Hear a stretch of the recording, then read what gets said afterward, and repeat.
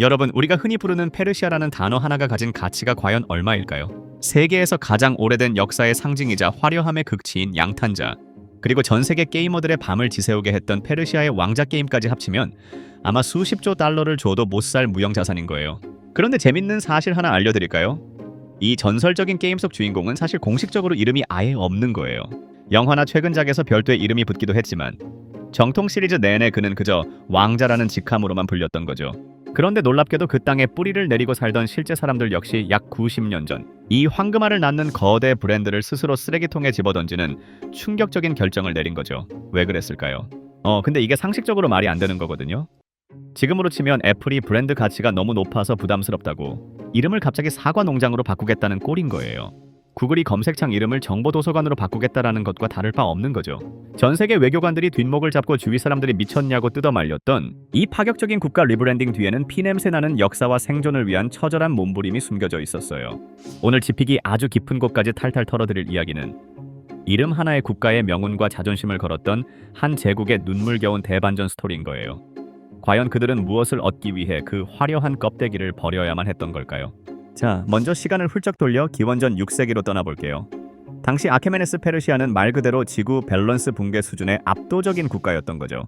특히 기원전 480년경 크세르크세스 1세 치세에는 전 세계 인구의 약 44%가 이 제국의 시민권자였던 거예요. 당시 지구 인구가 1억 1천만 명 정도였는데 그중 5천만 명 가까이가 페르시아인이었으니 그냥 서버 1위 랭커가 아니라 지구라는 서버 전체를 소유하고 운영하던 절대적인 운영자였다라고 보면 돼요. 이들은 행정 인프라도 풀강화 상태였는데요. 왕의 도로라고 불리는 약 2700km의 도로망을 깔고 촘촘하게 파출소를 세웠던 거죠.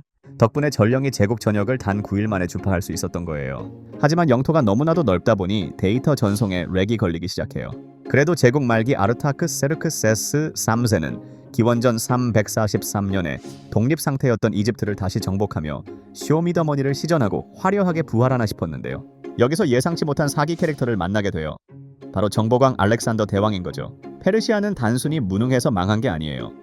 이미 내부적으로 균열이 가고 피로가 누적된 상태에서 너프를 세게 먹은 상황이었고 그 틈을 역사상 가장 미친 전략가라는 변수가 파고든 전략적 패배였던 거예요. 이건 마치 내부 구조는 하나도 안 바꾸고 숫자만 유지하려던 고집불통 꼰대 기업이 혁신적인 무기를 들고 나온 스타트업의 기습에 속수무책으로 항복을 선언한 상황과 아주 비슷한 거죠. 찬란했던 제국의 기억은 사라지고 시간은 흘러 19세기. 페르시아는 이제 위험 있는 제국이 아니라 글로벌 호구로 전락하고 말아요. 당시 집권하던 카자르 왕조 시기인데 북쪽에서는 러시아가 밀고 내려오고 남쪽에서는 영국이라는 고인물들이 양옆에서 협공을 걸어오는 샌드위치 신세가 된 거죠. 왕실은 사치스러운 생활을 유지해야 하는데 당장 금고에 돈은 없으니 정말 말도 안 되는 결정을 내리는 거예요. 바로 국가의 권리를 당근마켓에 올리듯 팔아치운 양도권 매각인 거죠. 첫째로 1871년 엘리터 양도권이 있었는데요.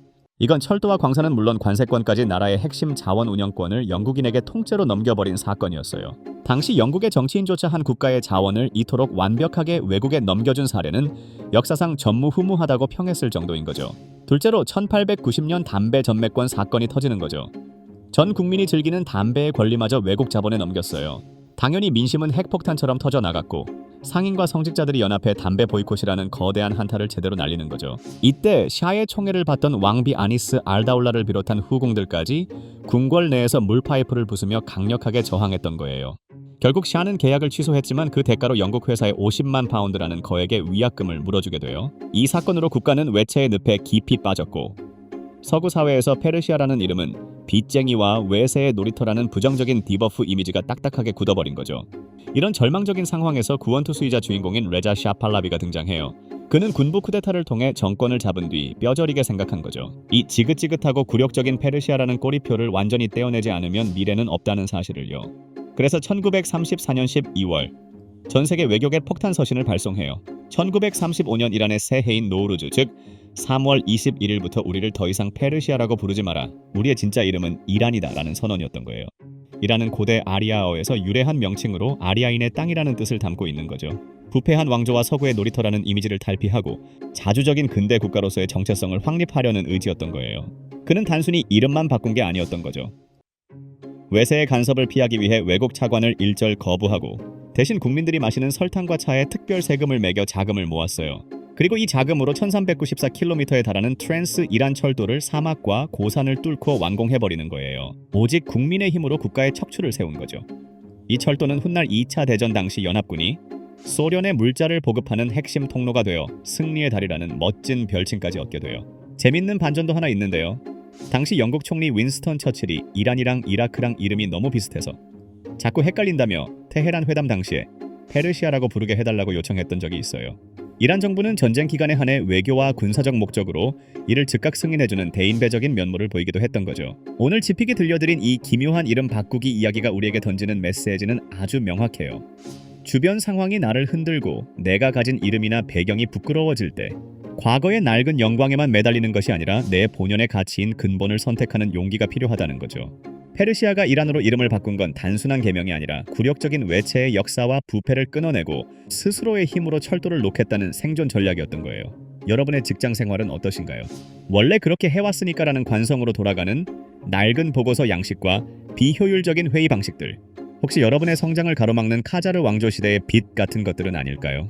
혹은 여러분의 삶의 방향이 어딘가 잘못 꼬였다고 느껴진다면 지금이야말로 여러분의 인생 브랜드를 새롭게 정의할 이란식 선택이 필요한 시점일지도 몰라요. 이름만 바꾼다고 세상이 갑자기 변하지는 않는 거죠. 하지만 내 이름을 내 의지대로 바꾸겠다라는 그 단단한 결심 뒤에 설탕과 차 세금을 모아 철도를 놓았던 것처럼 강력한 실행력이 뒷받침된다면 그때부터 역사는 완전히 새롭게 쓰이는 법인 거예요. 낡은 페르시아의 그늘 아래서 계속 빚을 지며 사시겠어요? 아니면 당당하게 이란이라는 이름을 내걸고 새로운 척추를 세우시겠어요? 오늘 여러분의 선택은 과연 어느 쪽일까요? 스스로의 이름을 멋지게 리브랜딩하는 그날까지 지픽이 진심으로 응원할게요. 긴 이야기 끝까지 함께 해주셔서 정말 감사합니다.